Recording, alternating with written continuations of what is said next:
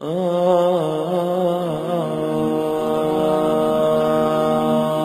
پہلا مسئلہ جو کہ بار بار پوچھا گیا کہ کیا وضو کرنے کے بعد، کیا انسان وضو کرنے کے بعد اور نماز پڑھنے سے پہلے کیا اپنے وضو کے پانی کو خشک کر سکتا ہے؟ سوال یوں کیا جائے یا کرنا چاہیے؟ سوال یوں کیا جائے تو مسئلہ بہت آسان سا ہے کہ وضو کا پانی خود ایک عبادت کا اثر رکھتا ہے.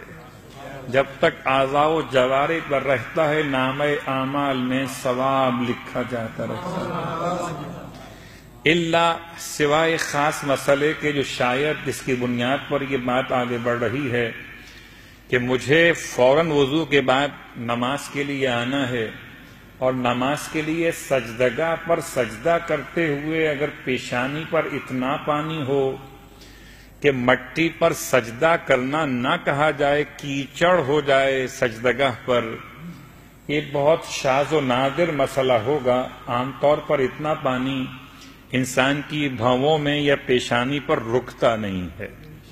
تو اگر معمولی پانی ہے، البتہ شاید ہم یہ کہہ سکتے ہوں کہ سجدگاہ کی صفائی، سجدگاہ کا شفاف رہنا، شاید کہ پانی اگر لگے اس پر تو آہستہ آہستہ یہ سجدگاہ کہیں کالی اور میلی نہ ہو جائے. تو ویسے ہی ذمہ داری ہے کہ سجدہ کرنے سے پہلے انسان سجدگاہ کو ملاحظہ کر لے کہ سجدگاہ پر سجدہ کرے گا یا کالے رنگ کے میل پر سجدہ کرے گا. انتہائی معذرت کے ساتھ میں نے جملہ استعمال کیا بہت معمولی سا. یہ انسان کی ذمہ داری ہے کہ اصلاً سجدہ خاک پر ہے اور افضل خاک کربلا پر ہے. اب ذمہ داری میری اور آپ کی کیا ہے کہ اگر وضو کا پانی ہم اگر صاف کر بھی رہے ہیں تو یاد رکھیے یہ صاف کرنا، وضو کا پانی خشک کرنا واجب نہیں ہے، نہ مستحب ہے، بلکہ بعض روایات کے اعتبار سے ثواب کے کم کرنے کا باعث ہے. کتنا ثواب کم ہوتا ہے؟ جتنا سمجھیے کہ اگر مجھے درہم کے لحاظ سے وضو پر 100 درہم ملتے ہوں، 100 درہم ملتے ہوں تو 70 درہم ختم ہو جائیں گے اگر میں وضو کا پانی صلوات پڑھے محمد وآل محمد.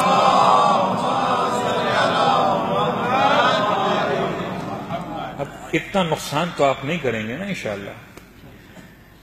ویسے تو ماشاءاللہ موسم بھی گرم ہے، وضو خانے سے آتے آتے سجدگاہ تک آتے آتے الحمد سورہ پڑھتے پڑھتے بہرحال وقت سجدہ سے پہلے پانی خود وضو کا اتنا خشک تو ہو جاتا ہے کہ یہ مسئلہ پیدا نہیں ہو پائے گا.